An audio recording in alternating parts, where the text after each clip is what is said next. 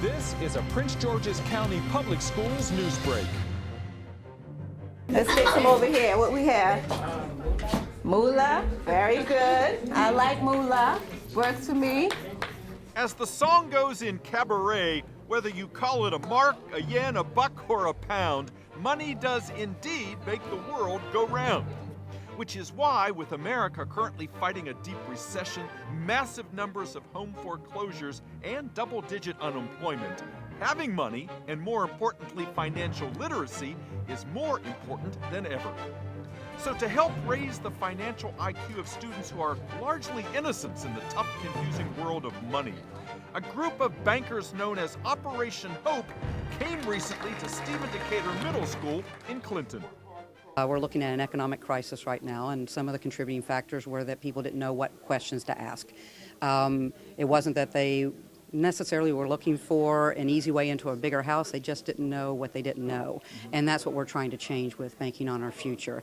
Operation Hope has a great program, and we teach from elementary all the way to adults. When we reach out to the kids, they get excited. They go home and talk to their parents about it, and hopefully that builds that excitement and that momentum, and we can reach a lot of different schools. You know, what we're trying to do is to make kids think a little bit differently. You know, the next time they have money to spend, the next time they buy a gift, the next time they, have money, what should they do with it? Should they save it? How should they spend it? How should they value the money? So we want them just to think a little bit differently. We want them to ask themselves different questions about what they should do with the money that they have. School board member Linda Thomas, who helped arrange for the bankers to share some of their financial wizardry with Decatur's 7th and 8th graders, hopes that finance will become part of the curriculum and financial savvy part of every young person's life. We're here at Stephen Decatur with the hope that many of the middle school students will have an opportunity to learn a little bit about CDs, a little bit about taking care of your real finance, your personal income, having an opportunity to look at other careers in the finance field. We are looking at a lot of ways to infuse finance across the curriculum. Now, I would encourage our curriculum department to consider maybe coming up with some strong curriculum lesson plans in the area of math. Perhaps we can look at civics, government, of course that's money management, a lot of opportunities for our kids. One of the most important lessons of the day-long series of workshops was how quickly money woes can add up, even for smart youngsters who would grow up to be principals. When I was a freshman in college, of course, you go in, and the one place that you go is the student union, because that's where your books, you go to the bookstore to buy your books. And of course, during that time, that first week of school, every credit card company in the world is there, because credit card company, their way of making money is by increasing their clientele. And of course, you, being a naive student, you go over, you sign up, and you think you have free money, and you go out and you charge, and you feel like you get the merchandise, and you don't have to pay the bill. And later on, the bill comes in the mail. You don't have the income to pay the bill, and you end up, for lack of a better word, messing up your credit. And that happened to me when I was in college. I had every credit card under the sun. Understanding money and knowing how to control it are skills that transcend practically all differences in American society, as the founder of Operation Hope, John Bryant, came to realize. Operation Hope is a nonprofit organization that was founded out of the riots in Compton, California.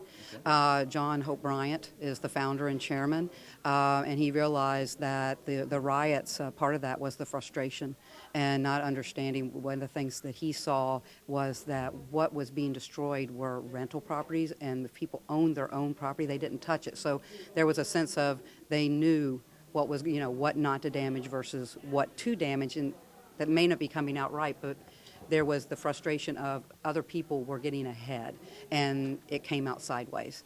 So we want to bring financial literacy so that everyone understands. And as John Bryant says, it's not about black or white, it's about green. How to handle that green and what that green is used for provided for some spirited classroom discussion. Why do we need money? Quickly. Yes, ma'am. Excuse me? To succeed in life. So you need to succeed? I like another S word. To sustain? All right. Because you can be a success, you don't have to have any money for that. Right? All right. I don't want us to mix this thing up today. Yes, sir.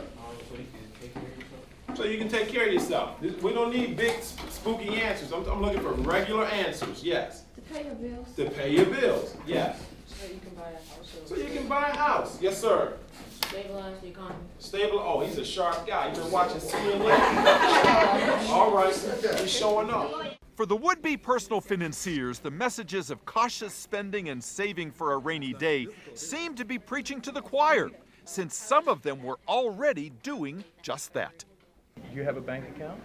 Yes, I do. You do. And so do you save on a regular level? Tell me Saving about for that. college. I'm saving for college, so then if I do get a scholarship, I'll be able to pay for a room and board.